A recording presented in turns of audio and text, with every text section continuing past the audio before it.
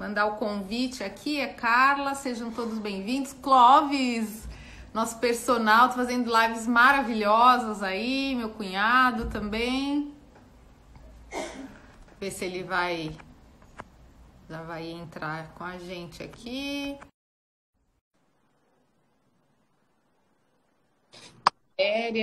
Olá! Que legal! Tudo bom, Renata?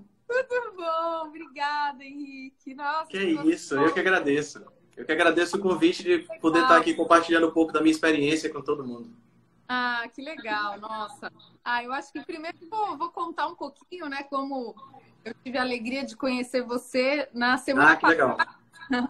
Na semana passada, no domingo, eu estava no mercado, a doutora Cristina Endócrino, ela mandou o print daquela live que estavam fazendo. Ela, amiga, você tem que assistir essa live, não sei o que. Então, e aí eu falei, amiga, não dá, agora eu tô no mercado e tal. E aí, quando eu assisti, meu Deus do céu, falei que foi a melhor lavagem de roupa da semana, com esses feras que vocês... Muito legal. Aí, pessoal, a gente pensou em repercutir, né, o tema aí que vocês falaram, sobre as diretrizes que a OMS publicou. E aí eu mandei aquele WhatsApp para você super despretensiosamente, você me respondeu imediatamente, acho que foi o WhatsApp mais rápido que foi respondido, me mandou... Eu sou um cara um pouco conectado, sabe, Renata? Eu acho que assim, meio segundo para responder. Mas foi muito legal. Falei que, olha, em uma semana a gente já está aqui fazendo essa live. Então, eu queria agradecer todo mundo que entrou aqui, porque realmente, quando eu descobri qual que era a sua história, fiquei muito curiosa. Assim, a palavra é curiosa mesmo, e eu quero que você conte muito aí como é ser um acadêmico de nutrição low carb. Pelo amor de Deus, conta para nós aí. Olha, não é fácil não. Não é fácil não. Para o pessoal que não me conhece, eu sou o Henrique Altran.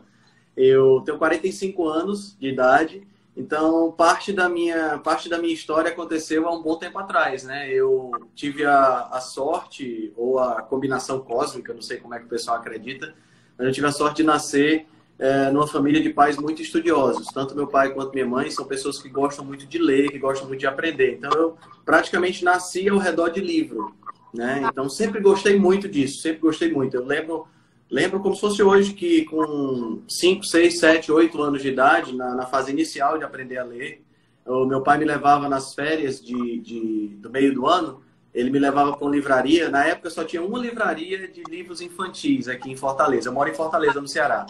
E chamava Livraria Carochinha. Você vê como essas memórias ficam marcadas, né? E ele me levava e dizia assim, pode escolher os livros que você quiser. E aí eu comprava, assim, 10, 15 livros infantis.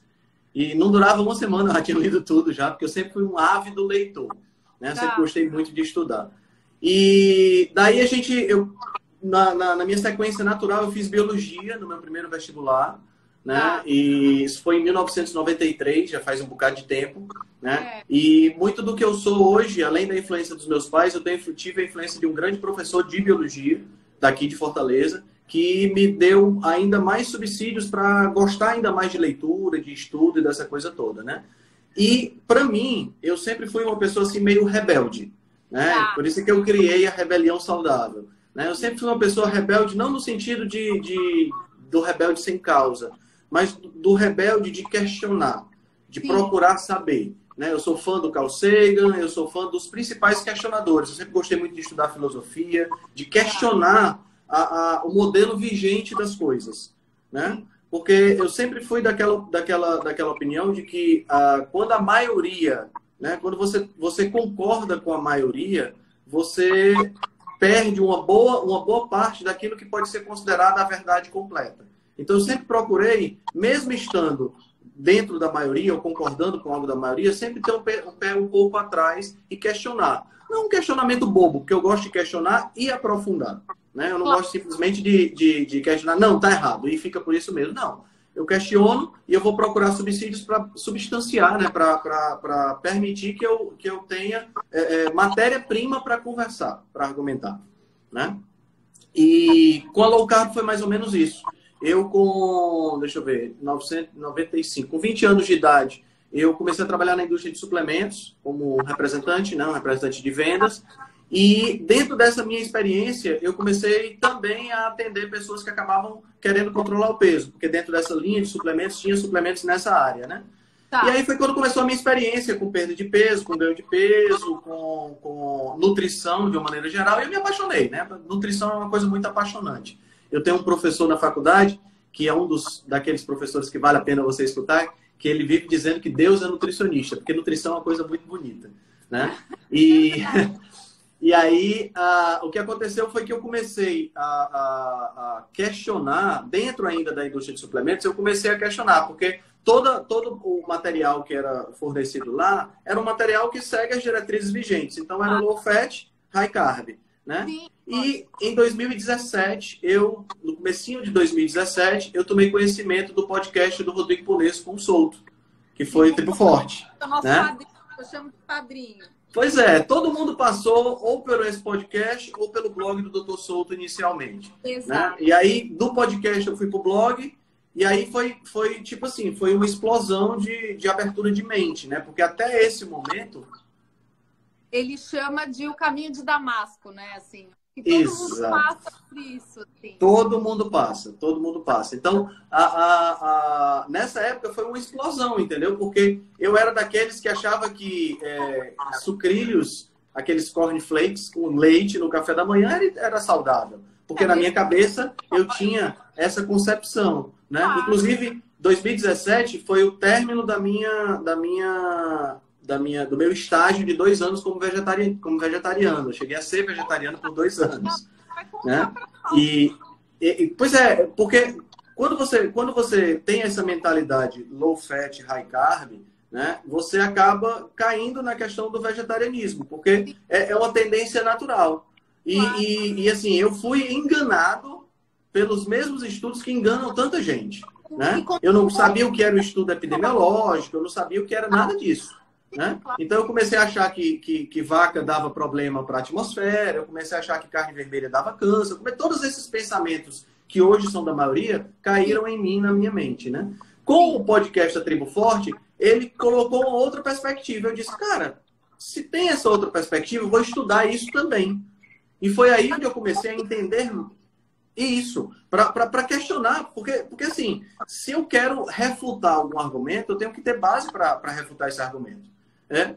E aí eu comecei a estudar, comecei a me aprofundar nesse sentido. Foi quando eu encontrei uma perspectiva totalmente diferente. Foi quando eu comecei a entender um pouco mais de estudos científicos, de metodologia científica, que mesmo tendo feito biologia, eu não tinha um conhecimento, né, em relação a isso aprofundado. O que eu tinha na realidade, e o que eu agradeço até hoje ter feito biologia primeiro, foi a visão evolutiva, que é uma visão que falta na formação dos profissionais da área de saúde. Né? Então eu tenho essa vantagem que eu trouxe de lá. Mas eu não conhecia muito de metodologia científica. Eu não sabia o que era o estudo epidemiológico, o que era o ensaio clínico randomizado, a escala e hierarquia de estudos, eu não sabia nada disso. Científica, né? Isso. E aí o que aconteceu foi que eu comecei a estudar sobre esse assunto e eu comecei a ver que tudo que eu estava fazendo não tinha nenhuma base científica sólida. Né? Então foi aquela quebra de paradigma que assim, na época, ainda trabalhando na indústria de suplementos, você fica, como o Dr. Souto fala, naquela dissonância cognitiva. Eu tenho que ganhar dinheiro, mas o que eu estou fazendo não está certo. Está errado, tem alguma coisa estranha. Logo, dentro da filosofia daquela empresa onde eu trabalhava, não se falava em jejum, tá entendendo? Então, quando eu comecei a fazer jejum, eu fui extremamente criticado por isso. Claro. Né? Quando eu deixei de ser vegetariano, as pessoas perguntaram, nossa, mas você vai voltar a comer carne? Você fez uma transição tão boa. Mas assim, o período que eu fui vegetariano... Né? Você vai dar um passo para trás. Isso, exatamente. Mas o período que eu fui vegetariano foi o período que eu mais ganhei peso, que eu piorei a minha composição corporal e que eu me senti pior. Entendeu? Claro. Então, assim, todas essas coisas ficavam ressonando na minha cabeça no sentido de conflito, né? Foi aí que eu comecei a me aprofundar. Então, em 2017, eu cheguei até o blog do Dr. Souto. Quando foi no próprio 2017, eu entrei numa fase bem low carb da minha vida, mas ainda não cetogênica, né? Em 2018, eu entrei para com uma abordagem mais cetogênica. Foi quando eu consegui fazer uma restrição severa de doces, porque eu sou compulsivo por doce. E aí eu fiz essa restrição severa e essa restrição me deu o afastamento, né? A dissociação do doce que eu precisava para obter mais autocontrole. Aí eu entrei na questão da dieta cetogênica e eu vivo em dieta cetogênica até hoje. Claro, a gente tem as escapulidas aqui, as escapulidas acolá, porque, afinal de contas, nós não somos máquinas, né? Nós somos seres humanos. Mas as minhas escapulidas são sempre escapulidas low carb, né? Então, acaba não tendo diferença tão grande. No ano passado, eu comecei a fazer nutrição, na realidade, em 2018, né? No começo do semestre, começo do ano de 2018. Já depois dessa fase, porque eu percebi que eu precisava estudar mais e eu comecei a me encantar por ser nutricionista. Porque até então, ser um representante de vendas era suficiente para mim. Quando eu comecei a ver que tinha mais coisa por trás e que essa abordagem low carb não era uma abordagem disseminada, né? Eu comecei a ver que eu precisava de ter um título. Infelizmente, a gente vive no Brasil, né? Eu precisava de ter um título para poder dar respaldo para aquilo que eu estava falando, né? E foi quando eu entrei na nutrição, em 2018. Quando foi no começo de 2019, eu me tornei carnívoro e fiz uma experiência 100% carnívora por aproximadamente uns 6 a 7 meses. Foi uma das melhores épocas em relação à minha composição corporal. Mas, assim, eu dei uma diminuída no ritmo do carnivorismo, né? Hoje eu sou 95% carnívoro. Na época eu era 100% carnívoro mesmo. Hoje eu ainda como algumas coisinhas. Eu adoro leite e derivados. Então eu ainda saio um pouquinho da linha com leite, com derivados. Hoje eu tomo um vinho, eu tomo café, que são, né, que acabam tirando você um pouco da linha da dieta carnívora bem estrita. Mas eu faço 95% do meu tempo com dieta carnívora, dentro daquela abordagem nose to tail, né, do focinho à cauda. Né? E foi assim que eu comecei na nutrição. Eu comecei na nutrição naquele formato EAD, né? Ensino à distância. Né? E, inclusive, foi outra coisa que eu tive que quebrar um pouco de paradigma, porque eu achava que não fosse possível. Mas eu estava indo até bem. Quando, no meio do ano passado, por questões pessoais, eu resolvi passar para presencial. Né? E, assim, acabei fazendo só um semestre presencial, porque agora, com o Covid, a gente está estudando EAD de novo. Então, não fez muita diferença. Né? Então... No quinto período agora? Eu estou no quinto período, exatamente. E é interessante, sabe, Renata, porque essa questão de ser questionador acaba nos fazendo questionar até mesmo algumas coisas que acontecem na vida da gente. Porque, veja só, quando eu fazia EAD, em 2018, 2019, começo de 2019, eu via muito essa questão do CRN, do CFN, atuando contra o EAD, dizendo que não era possível haver essa formação. Né? E eu ficava muito apreensivo com isso, porque eu achava que, quando eu via os argumentos deles, eu via que eram argumentos que tinham um certo embasamento. Só, né, tem um certo fundamento. Principalmente para quem não se dedica. Porque eu sempre fui uma pessoa muito dedicada. Então, isso para mim não era um problema. Mas aí veio o Covid. Né? Veio essa quarentena. E aí o CFN aprovou não só o atendimento, como aprovou também o ensino EAD. Então, o que é que eu percebi? Eu percebi que os argumentos eram argumentos, na realidade, eram argumentos que tinham uma capa de seriedade, mas o core, né, o cerne do argumento era estritamente político. Estritamente político. Ou seja, eu tenho um grupo de nutricionistas mais antigos, que se formou, sei lá, 30, 20, não sei quantos anos, que não tem não quer aprender a fazer telenutrição, não quer aprender a atender online, e por conta disso eles pressionam o conselho, e esse conselho recebe influência dessas pessoas, são pessoas catedráticas, né? E aí, por conta da autoridade, o conselho refuta. Mas aí, no momento onde todos foram obrigados, senão ia passar fome, o conselho simplesmente nem fala sobre o assunto. Ele simplesmente desaparece. É que nem as diretrizes nutricionais dos Estados Unidos, né? Eles não dizem que o colesterol é bom, eles deixam de falar sobre o colesterol. Então, bom, essa é a minha história dentro da nutrição. Eu acho que, assim, para quem eu vi que muita gente que entrou não segue, enfim, provavelmente o pessoal eu queria agradecer a todo mundo.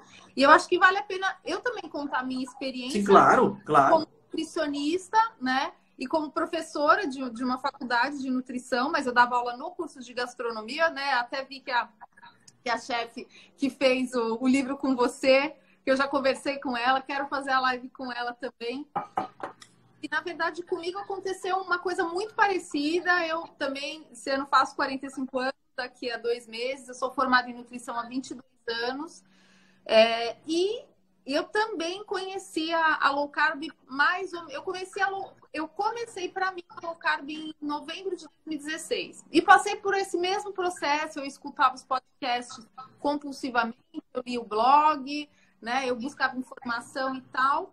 E eu sofri muito preconceito, né? Porque, de repente, como assim, né? Você não vai mais orientar cereais, a base da alimentação é arroz e feijão. Então, assim, chegou num ponto que eu precisei pedir demissão da faculdade que eu trabalhava, porque não tinha sentido nenhum mais, né? Aquela coisa que dava orientação. E no atendimento, assim, isso que eu queria saber de você. O que você tem? A Cris acabou de entrar. Acabei de ver. A Cris também, né? A gente sempre teve uma parceria de trabalho, que a gente já se conhece há muitos anos, né? A gente trabalhou em plano de saúde, fez grupo multidisciplinar e tal, e ela também conheceu o low carb logo em seguida, né? E aí o que começou a acontecer? Assim, hoje o grande entrave para o meu atendimento é realmente conciliar o que a gente já sabe que funciona ponto com as pessoas reais, né? Assim, então, por exemplo, as pessoas elas não querem abrir mão de toda a história alimentar, né? E isso é muito complicado de administrar, porque nós precisamos de pacientes, porque nós precisamos ter, né? Assim, né? Não é uma coisa assim voluntária, né? Não é agora, né? Vou viver assim uma vida monárquica e vou só quem for low carb. Não, eu também preciso ter, né, um corpo aí de paciente, uma cartela de clientes. E é muito difícil, porque quando a pessoa descobre o que ela vai precisar abrir mão para poder ter resultado, é extremamente desafiador. Então, eu queria saber de você, assim, o que você espera desse mercado, se você pretende continuar, né, assim, a sua formação para atender pessoas de outras linhas. Por exemplo, uma das coisas que a low carb me trouxe de mais assim, incrível foi a questão intestinal, né? Então, o paciente ele tem um sistema gastrointestinal extremamente inflamado, ele tem uma assim, quantidade absurda de queixas, tanto gástricas quanto intestinais, tipo refluxo, desbiose, tudo, e a gente consegue um resultado fantástico com comida de verdade low carb.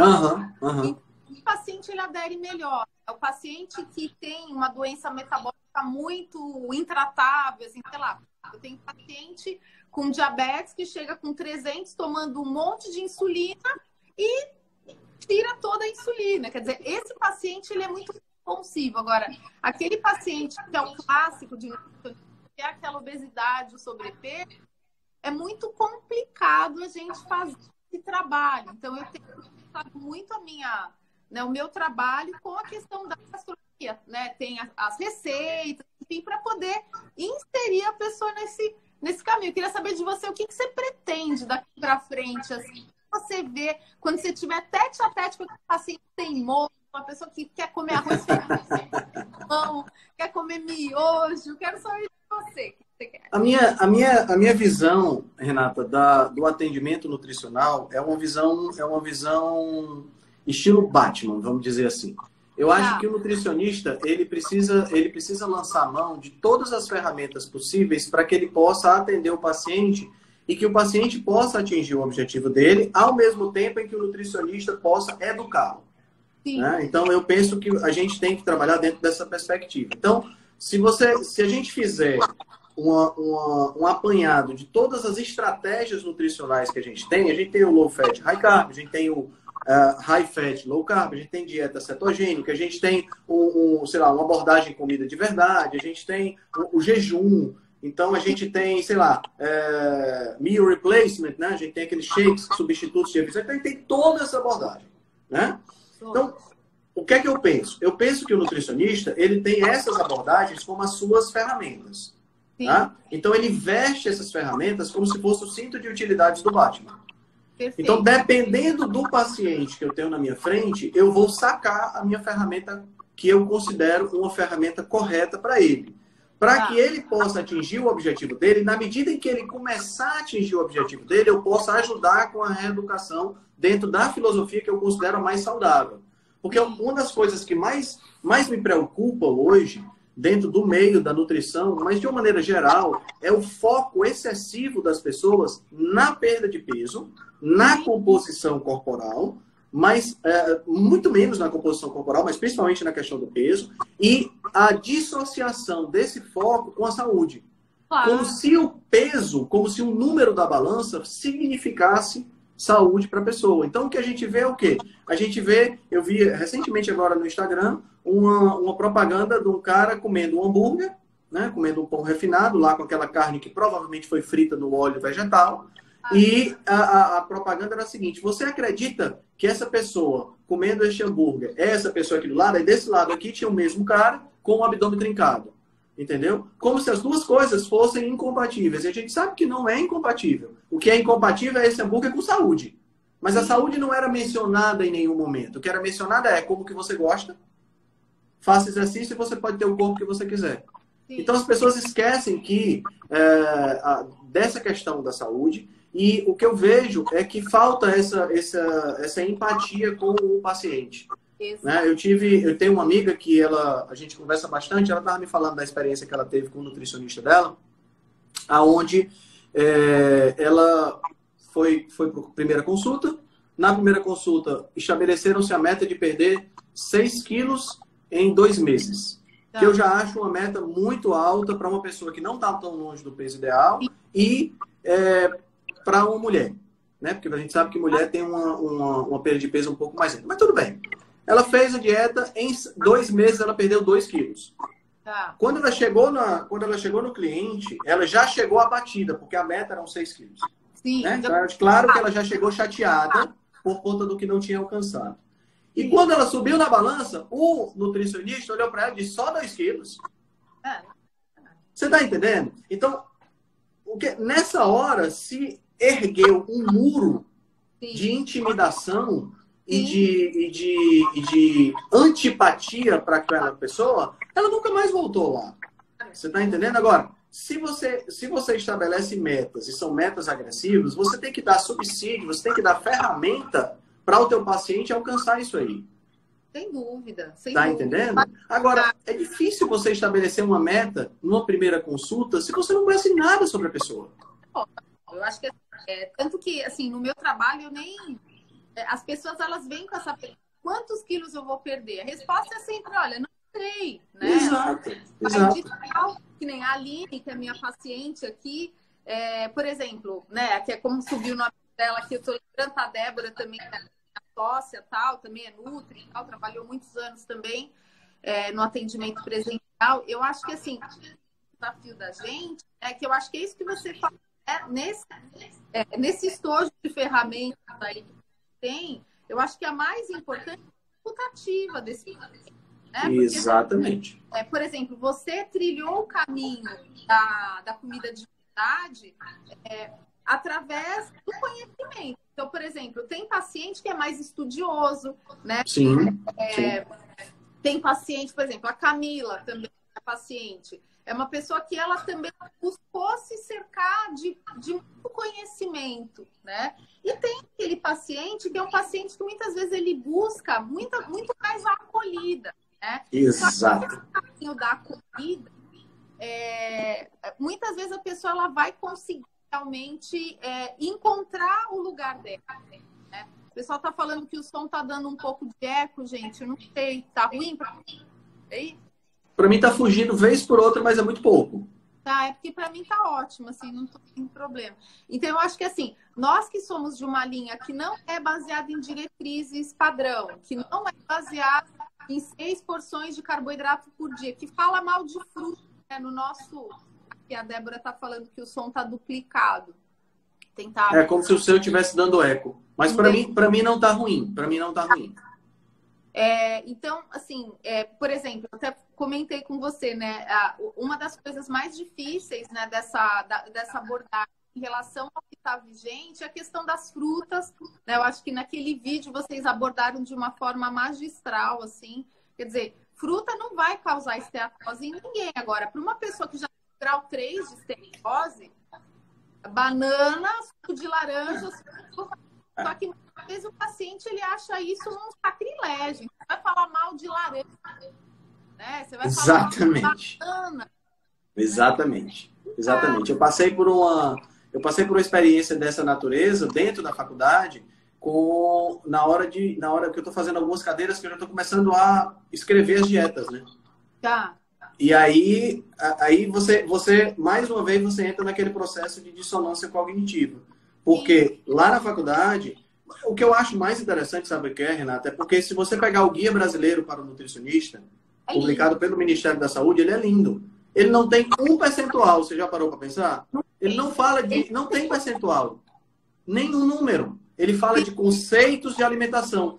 Cara, nós estamos anos-luz na frente dos Estados Unidos nesse sentido. Sim. No entanto, na faculdade, eu sou obrigado a colocar entre 45% e 60%, 45% e 55% de carboidrato na minha alimentação. A base da pirâmide alimentar é pão, cereais, bolo. Tá entendendo?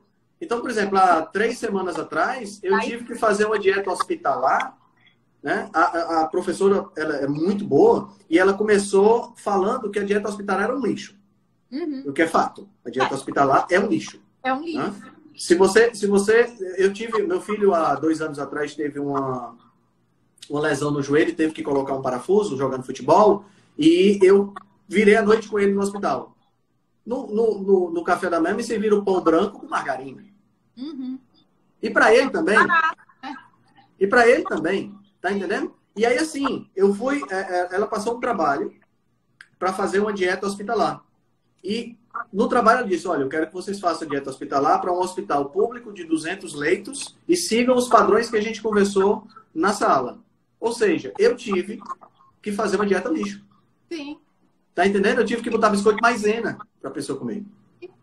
Então, sabe, a gente tem as diretrizes brasileiras que deveriam orientar a faculdade de nutrição, mas a faculdade de nutrição usa as diretrizes norte-americanas da década de 80, porque eu já tive professor meu falando que colesterol é ruim na alimentação, que você não pode comer muito fígado e muito ovo, porque senão você vai ter problema.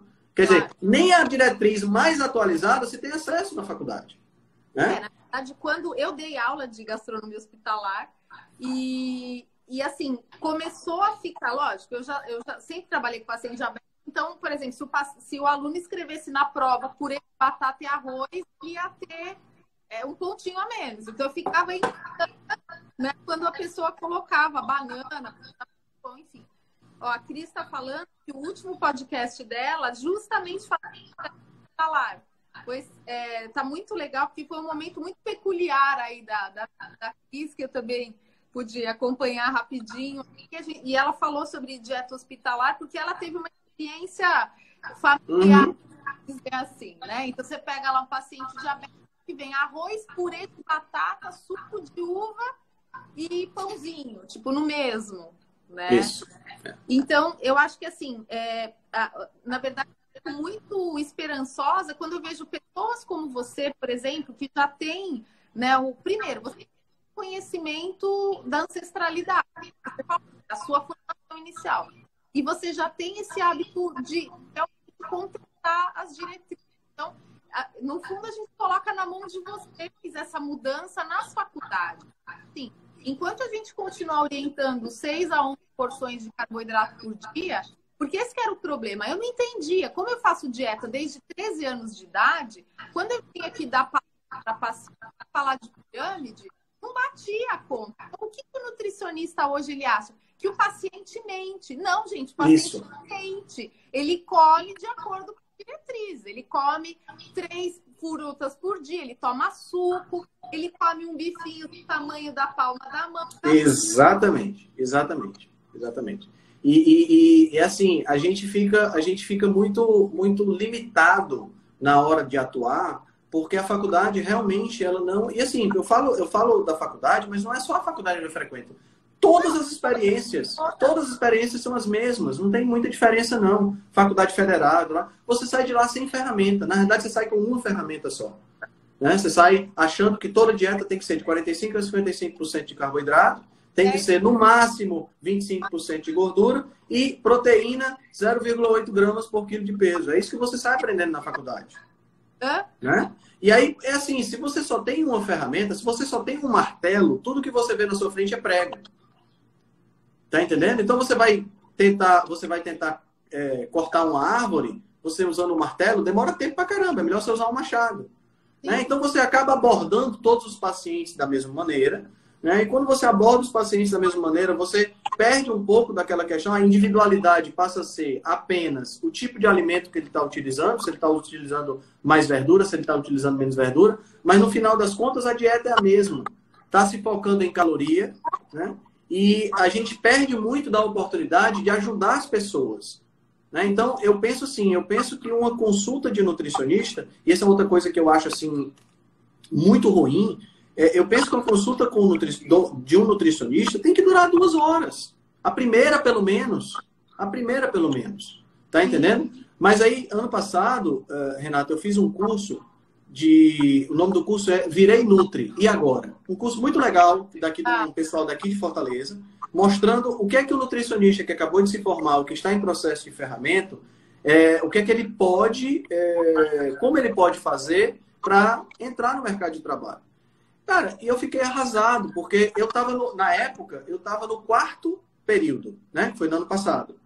E eu tinha pessoas do meu lado que estavam no 8º, terminando o curso, e não sabiam o que ia fazer na vida. Tá entendendo? Ou seja, que estavam ali buscando a esperança e, eu estava no 4º. Por que eu fiz esse curso no 4º? Porque eu me comporto como um aluno profissional. Eu quero já saber o que é que eu vou fazer daqui a 2 anos. Você né? tem que também, né? Isso. Você tem uma quantidade de informação muito grande, você precisa de um carimbo. Então, na verdade, você está se antecipando, né? Pois é, e aí eu vi pessoas lá que estavam dispostas a se submeter a um atendimento de plano de saúde para ganhar R$30 por atendimento. Cara, R$30. É tipo assim, você vai. Aí o que é que isso acontece? Você tem R$30 por atendimento, para poder eu ter uma vida digna, eu tenho que fazer quantos atendimentos por dia?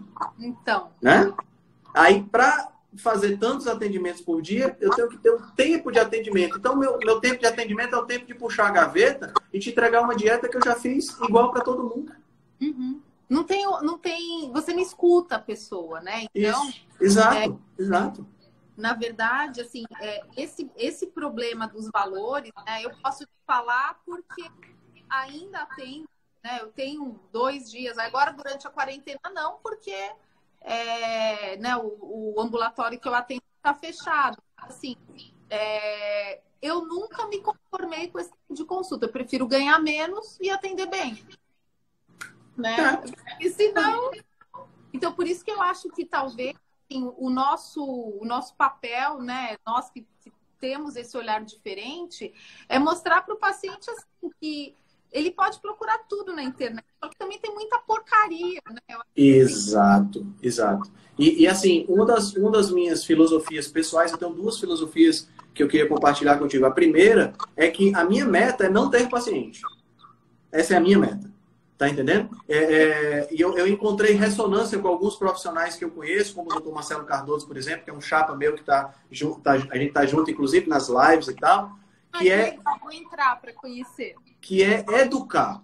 Porque eu acho assim, se um paciente chega até mim com a dieta destroçada, destruída, é meu papel ajudá-lo a sair de uma dieta ruim para uma dieta boa ou ótima. Sim, ele pode aparecer, ele pode voltar no meu consultório uma vez a cada 6 meses, ou nem voltar no meu consultório se ele aprender a cuidar da alimentação dele.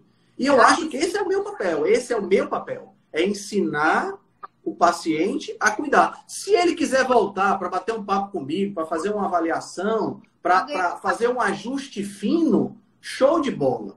Tá entendendo? Sim. Mas o meu papel é esse. E o que eu vejo é que muito nutricionista fica com tanto medo de perder os pacientes que ele fica negando a informação. Fica segurando. Sabe? Como se o paciente fosse obrigado a mandar um WhatsApp para ele para poder perguntar alguma coisa. Eu não trabalho dessa forma. Claro. Eu não penso dessa forma. Eu acho que, assim, o que você falou é perfeito, porque, na verdade, assim, quando você pega aquele paciente que vem uma vez, aí você, sei lá, você faz uma live, a pessoa entra, você manda uma mensagem, aí, fulano, como que tá as coisas? Ah, eu perdi 30 quilos, eu não tenho mais diabetes, tirei todos os remédios. Meu, você vai ficar triste? Pois é. Não faz sentido. Não faz sentido você ficar, porra, perdi uma fonte de renda. Claro que não. Porque se você... Eu penso o seguinte, sabe, Renata? Se você pensa no bem da pessoa, se você pensa no caminho que você está trilhando, aí você pode dizer que é Deus, que é o universo, que é qualquer coisa, né? Você vai ser recompensado por isso. Tem uma frase de um autor que eu gosto muito, que é o Zig Ziglar, que ele diz o seguinte: se você se concentrar, se você procurar ajudar outras pessoas a alcançar o que elas querem, você pode ter tudo que você quiser. Sim. Mas veja que o foco não é em você ter tudo que você quiser, é em ajudar as pessoas a alcançar o que elas querem. Então eu penso muito por aí, tá? Porque, assim, como eu vim da biologia e tenho esse aspecto evolutivo, eu vejo a nossa situação atual uma situação muito distante daquilo que deveria ser. Tá entendendo? Porque veja bem, nós vivemos numa sociedade onde a gente precisa de nutricionista. Você já parou para pensar como isso é uma loucura? Qual é a necessidade mais básica que nós temos na nossa vida? É respirar, beber água e comer. Essa necessidade aqui, ela está no nosso sangue. Ela está no nosso DNA. Saber o que comer, o bebê já nasce sabendo o que comer. E já era para todo mundo saber isso. Isso é a coisa mais básica da vida. Você não ensina um cachorro o que é que ele tem que comer, um gato, ou você vai na savana africana e vê um leão pensando se vai comer capim ou se vai comer uma cebra. Olha os percentuais aí para comer. Claro! E a gente vive numa sociedade que está tão distante da natureza que precisa de um profissional para te dizer o que é que come. E aí a grande maioria desses profissionais está dizendo para você comer 55% de carboidrato, está dizendo para você comer pão, bolo, bolacha com margarina no café da manhã. Você está entendendo? Então, a gente precisa se adequar ou adequar a nossa conduta para que a gente possa ajudar essas pessoas. Tem muita gente... O último estudo que eu publiquei no meu Instagram agora fala de 80% de pessoas com excesso de gordura. Sim. Que é o que eles chamam de overfat. Quer dizer, esse tipo de situação, mais uma vez, jogando aí a questão da biologia, não existe esse tipo de situação numa população natural. Numa população natural, nós temos um equilíbrio entre o número de indivíduos dessa população e os recursos daquele ambiente. Quando a população cresce demais, falta recurso, morre um bocado e ela se equilibra. Nós chegamos num ponto de evolução onde a gente não só tem recursos em abundância, como nós temos 80% da população com mais gordura, ou seja, mais energia armazenada do que deveria ter. Sim. Isso é sem precedentes biológicos, tá entendendo? Então, é assim, a gente vive uma situação, e hoje isso está começando a ficar em evidência, graças a Deus que isso está acontecendo, por conta da pandemia, por conta do Covid, está começando a se falar de forma mais atenta, e as pessoas estão começando a perceber que o fato de não ter doença não significa que ela esteja saudável. Exato, eu falei que a conta chegou, né? Porque antes, assim, diabetes, mas todo mundo tem. Gordura no fígado? Não, mas isso todo mundo tem. Tá com a pressão alta? Toma remédio. Agora a conta chegou, né? Chegou, exatamente. Então, eu acho que assim, eu acho que uma das coisas que está dificultando um pouco a gente abordar, e isso até que agradecer a você e outros do seu grupo, que vocês têm coragem de falar, por exemplo, quando você coloca aqui, você ter lá sobrepesidade aumenta o seu risco de uma forma mais grave de Covid, você é gordofóbico, né? Isso, exatamente. Então, hoje, por exemplo, tem perfis que eu continuo seguindo, assim, estoicamente, para continuar acompanhando essas pessoas falando besteira, que assim, olha, não, mas você tem que aceitar, você tem o IMC de 45, mas você tem que se amar, você tem que aceitar, meu Deus, não, você tem que correr atrás da sua saúde, não existe gordo saudável, não existe obeso saudável, não existe.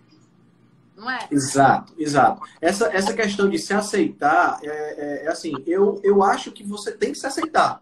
Sim, Você primeiro... não, você tem, eu penso, tem uma outra frase que eu gosto muito, que você tem que estar sempre felizmente insatisfeito. Sim, Né? sim. Você tem que estar feliz com o que você tem hoje, com o que você é hoje, com a sua forma física que você tem hoje, porque afinal de contas você está vivo. Sim. Mas você tem que estar ao mesmo tempo insatisfeito, procurando sempre melhorar. O se aceitar e o se amar, ele não pode virar uma desculpa para você não fazer nada a respeito. Um conformismo, né? Então, eu Exato. acho que Exatamente. a sua melhor versão, né? Eu acho que assim, quer melhor exemplo, você pega lá o Dr. Bernstein, né? Que, tipo assim, ele já tinha todas as complicações de diabetes, tá lá fazendo canal no YouTube, responde pergunta, né? Você fala assim, uma pessoa que reverteu diabetes numa situação totalmente... E tantos, né? Que eu li a história da Gabriela, que ela fez um post super lindo. Amanhã é o renascimento dela.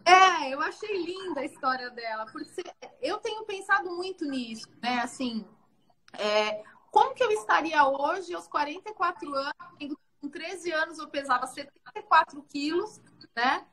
E aí, como que você faz? Eu estaria como? Eu pesaria 110 hoje, 120, não sei. Né? Eu falo que assim, tudo que eu consegui de não tomar remédios hoje, não se deve ter feito uma dieta por conta própria com 13 anos de idade, que era low carb, que hoje eu entendo que a dieta é low carb, que eu fiz lá atrás. Ter estudado nutrição e ter tentado gerenciar meu peso e a minha saúde até hoje. Então, é isso que eu quero para as pessoas que acompanham o meu trabalho. Né? E Exato. aí, você também quer, né? Você não quer um paciente que, tipo, o paciente não é seu, o paciente é do mundo. Claro. Eu penso exatamente isso, Renata. Eu acho que você ter uma carteira de... Eu não gosto nem do termo paciente, entendeu? Sim. Porque o paciente vem de passivo. E eu acho que o meu cliente, ele é ativo, entendeu? Tanto que muitas vezes as pessoas dizem assim, Henrique, eu tô vendo o teu Instagram e eu quero muito te agradecer, você mudou sua vida. Não, eu não mudei nada. Eu te dei uma ferramenta, quem mudou sua vida, quem fez a diferença foi você. É você quem faz a diferença na sua própria vida. Né? E assim, você pode trabalhar essa modificação de hábitos, essa modificação de comportamento, mas no final das contas, a manutenção dessa modificação, ela acontece no dia a dia. Ela não acontece na hora que você está conversando com o cliente. Porque na hora que você está conversando com o cliente, você tem a perspectiva de conversar com ele e de motivar e de ajudar, né? E ele sai de lá empolgado, porque ele viu que pode fazer. Mas, pô, se isso acontece numa segunda, na terça-feira ele pode estar empolgado, na quarta, na quinta-feira a empolgação já está bem menor. Mas o compromisso em manter a decisão que ele tomou é que é o mais importante, né? E às vezes as pessoas falham nisso, né? Eu acho que também uma coisa que eu considero muito no meu atendimento é aquela teoria dos estágios de mudança, né? Então, assim, aquele modelo transteorético, quer dizer, o paciente, muitas vezes ele chega para o atendimento, só que ele ainda está em pré-contemplação, ele não sabe, né? Então, às vezes ele vai precisar, segundo esse modelo, você tem lá, de 6 em 6 meses, a pessoa está subindo um degrau, né? Então, pré-contemplação, contemplação, preparação e ação, né? E ação. Ele gostaria de chegar na ação, mas às vezes ele está lá atrás, ele não está nem considerando, né? Então, eu acho que uma das contribuições mais legais que eu adquiri nos tempos com o trabalho de todos vocês aí também, Felipe Cagiano, que fez aquele, que traduziu o vídeo do Ted Neyman e tal, é a coisa da proteína.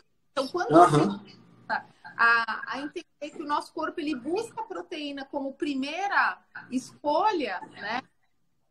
E eu vi que você escreveu no seu e-book, eu li o seu e-book inteiro, tá sensacional, vou indicar muito aos meus pacientes. E você fala isso, quer dizer, dica, coma a proteína primeiro e depois vê o espaço que sobra. Exato. Né? Assim, quando a gente escreveu o livro, eu dei o manuscrito para algumas pessoas para elas darem uma olhada, né? Então eu tive aí a Jade deu uma olhada, o João Vitor, né? O Marcelo Cardoso, teve um bocado de gente que ofereceu input. E um dos amigos que ofereceu input é um coach aqui em Fortaleza. O Instagram dele é Coach de Propósito, chama Rodolfo. Eu conheço o Rodolfo há, sei lá, 20 anos. E desde que ele era garoto, entendeu? E ele deu um input, assim, ele disse, Henrique, faltou uma conclusão. Eu senti que você passou um bom conhecimento, tem as receitas, mas por que ou como eu vou começar a essa cozinha ancestral? Foi aí, de repente eu estava no banho e veio uma ideia na minha cabeça, que foi o ABC da cozinha ancestral, né? Que eu concluo a parte teórica do livro com isso. Eu parei o banho imediatamente, tirei o sabonete com a toalha, porque eu tinha que botar no papel aquilo que estava vindo na minha cabeça. Né? Literalmente foi muito legal, que é justamente o quê? Que é você usar alimentos minimamente processados ou não processados, né? E o segundo passo é preferir começar o prato pelos alimentos de origem animal, né? Que assim, quando você fala isso, as pessoas olham para você assim como quem diz, como assim? Né? Eu vou deixar a salada por último, né? Sim. Né? Porque assim, a gente criou, no mundo que a gente vive hoje, a gente criou uma aura de santidade ao redor dos vegetais inquestionável, né? Você falar que um vegetal tem uma toxina... Nossa, eu fiz um post sobre por que nós não devemos comer grãos. O que eu fui atacado nesse post não foi brincadeira. Não foi brincadeira. Muita gente... Disseram que eu tinha falado asneira, me chamaram de burro, né? Teve vegano lá, indo lá pra rir da minha cara. Assim, eu relevo esse tipo de coisa, entendeu? Porque paciência. Na verdade, eu tinha até colocado aqui na minha colinha te perguntar sobre esse viés do vegetarianismo e do veganismo, porque o Dr. Souto fala que vai ser o grande entrave da nossa abordagem daqui pra frente. E vai. Sim. E você já falou no começo, então eu acho que você já passou por isso. Mas eu acho que uma coisa que me angustia muito, e se eu puder te perguntar, assim, nós, né, somos um país muito ainda desigual, né? Antes do Covid, assim, a gente vê que muita gente está dependendo de cesta básica. Então, eu falei com a Cris, né, no nosso podcast, na nossa live na passada, isso é uma coisa que angustia muito, porque assim, quando você vê que a única coisa que aquela família vai ter acesso é farinha processada e óleos da pior qualidade, assim, você vê a obesidade e a doença, a síndrome metabólica crescendo avassaladoramente nas classes menos favorecidas. O que você pensa sobre isso, Henrique? Assim, você já pensou sobre isso? Assim, a gente só vai conseguir mudar isso porque quando a gente chama de cesta básica, e você vai analisar a composição dessa cesta básica, é uma cesta das diretrizes. É uma cesta de pirâmide alimentar. Exato. Né? A gente só vai conseguir mudar isso, Renata, quando a gente conseguir chegar nas diretrizes. Porque o que acontece é o seguinte, existe um arranjo político muito forte, político e econômico muito forte em relação a isso. Né? Todas as empresas que produzem grãos, elas têm um subsídio muito forte nessa produção, subsídio governamental. E o subsídio que começou lá na década de 80, com os Estados Unidos, o senador McGovern, que fizeram as primeiras diretrizes, esse subsídio criou monstros hoje. Criou conglomerados de empresas multinacionais, multibilionárias, que não querem largar a teta.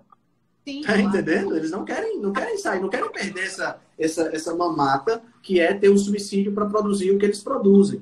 Então, dentro dessa perspectiva, a gente tem um caminho muito longo pela frente. Então, os tentáculos dessas estruturas que propõem monoculturas são muito grandes. Você vê institutos como o ILSI e LSI, que Instituto para as Ciências da Vida, Life Sciences Institute, que é uma organização cujos maiores patrocinadores são piores indústrias alimentares que existem. É a Unilever, é a Monsanto e por aí vai. Né? Então, quer dizer, o instituto que era para ser de ciências da vida recebe patrocínio dessas indústrias. E aí, quando você junta essas duas coisas, fica difícil. Então, fora que Harvard é totalmente baseada, né? Ela é muito financiada por essas... Exatamente. Harvard deixou de ser uma faculdade faz tempo. A Harvard agora é uma agência de publicidade, porque ela recebe dinheiro. Por exemplo, se eu tenho muita grana, eu faço o patrocínio de uma bolsa de estudos lá para, sei lá, 10 estudantes terem a sua possibilidade. Então, isso para mim é bom porque eu abato do imposto, né? E, ao mesmo tempo, é bom para a faculdade porque eles recebem dinheiro e aí começa a ter aquela troca. Eu me sinto obrigado a falar, né? Então, lá você tem pessoas como o Frank Hu e o Walter Willett, que são duas pessoas que promovem descaradamente o veganismo, entendeu?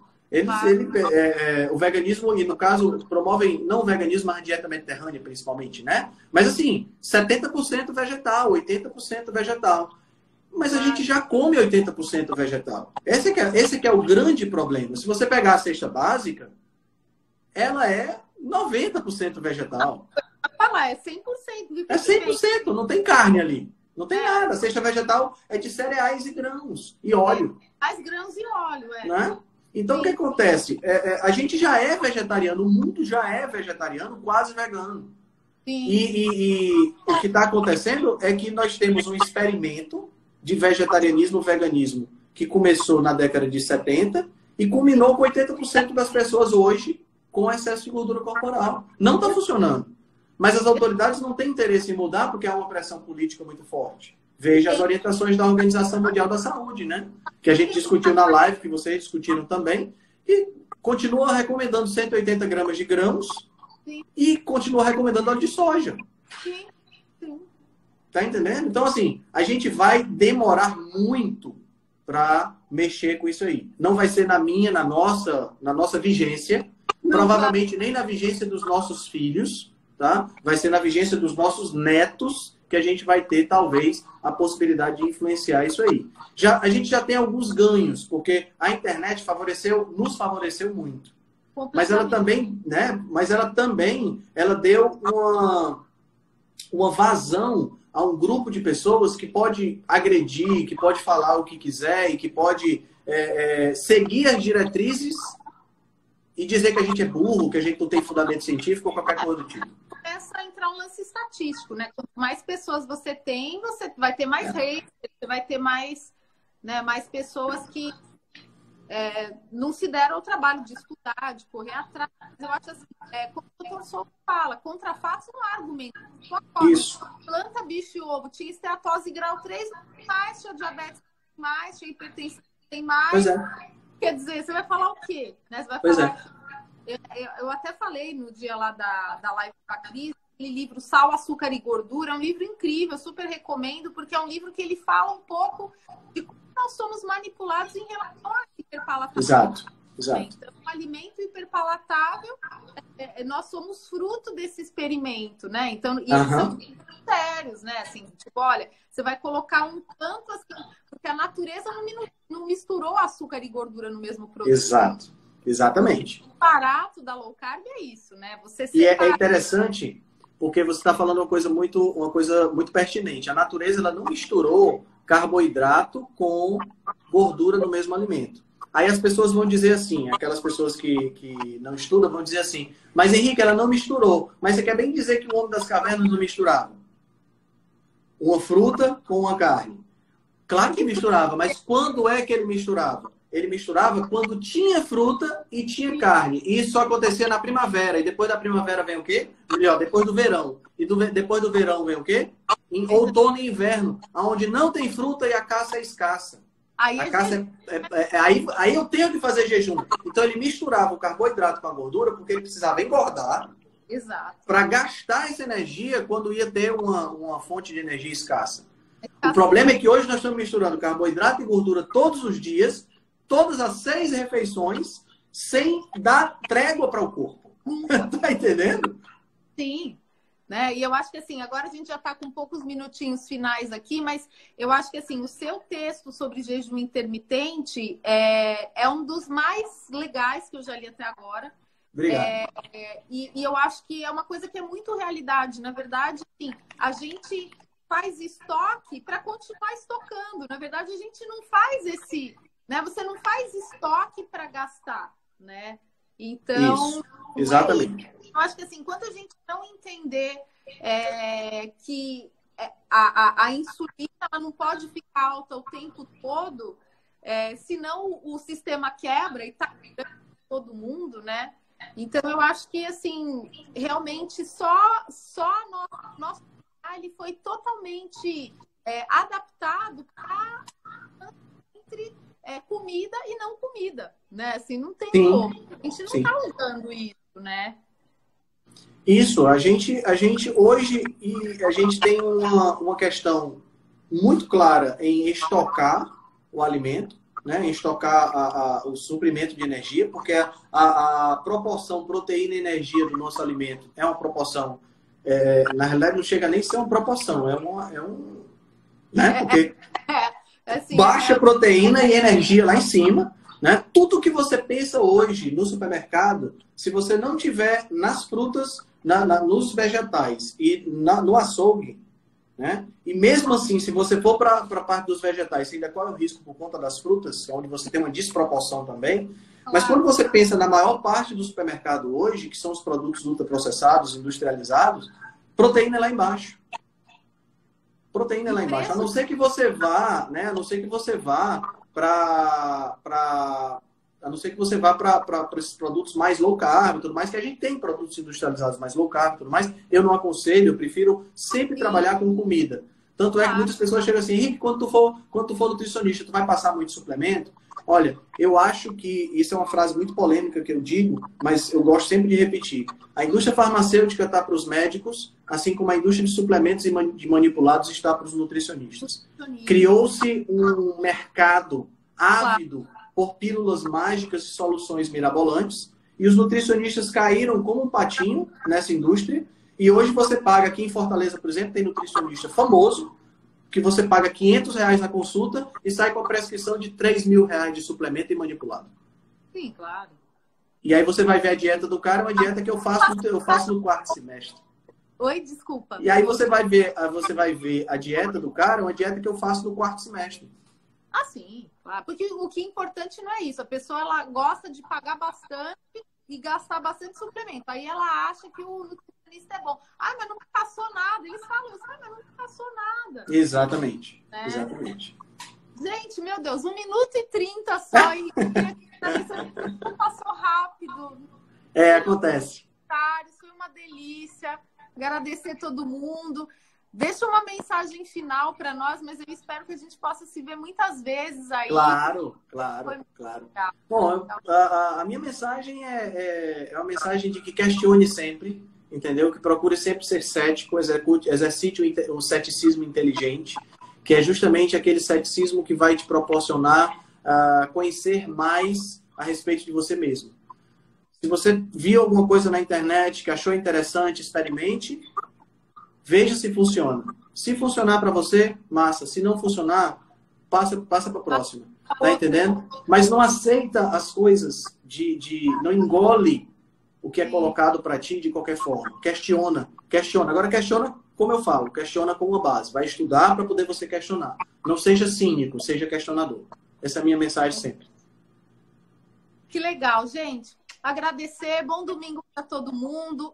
Entrem lá para o e-book do Henrique, muito legal, da chefe Gabriela também, e que a gente possa se ver mais vezes. Com toda certeza. É uma hora extremamente agradável para mim, pessoal. Legal demais. Obrigado, Renata, pela oportunidade. Tchau. Tchau, tchau.